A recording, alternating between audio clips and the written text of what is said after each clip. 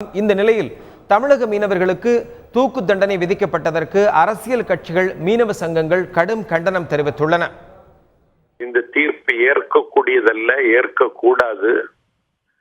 மேல்முறையீடு செய்வதற்கு வாய்ப்பு இருக்கிறது என்று சொன்னால் இது ஒரு நிவாரணமோ நீதியே கிடையாது. மற்ற மீனவர் சங்கத்தினுடைய பிரதிநிதிகள் தமிழ்நாடு சர்க்கார் உதவி செய்ததை போல மத்திய சர்க்கார் எந்த உதவியும் செய்யவில்லை, மத்திய சர்க்கார் எங்களை கண்டுகொள்ளவில்லை என்ற அவர்களுடைய நியாயமான கவலையை நான் புரிந்து கொள்கிறேன். ஆகவே இனியும் தாமதிக்காமல் இந்தியாவின் காலடியில் கிடக்கிற ஒரு சுண்டைக்காய் தேசம், வளர்ந்து வருகிற வல்லரசாக இருக்கிற இந்தியாவினுடைய மக்கள், அந்த மக்கள் அவர்களை மீட்டெடுப்பதற்கு மத்திய சர்க்கார் உடனடியாக நடவடிக்கை மேற்கொள்ள வேண்டும். இல்லாவிட்டால் விளைவுகள் கொஞ்சம் மோசமாக இருக்கும் என்பதை அவர்களுக்கு உணர்த்த வேண்டிய காலகட்டம் வந்திருக்கிறது.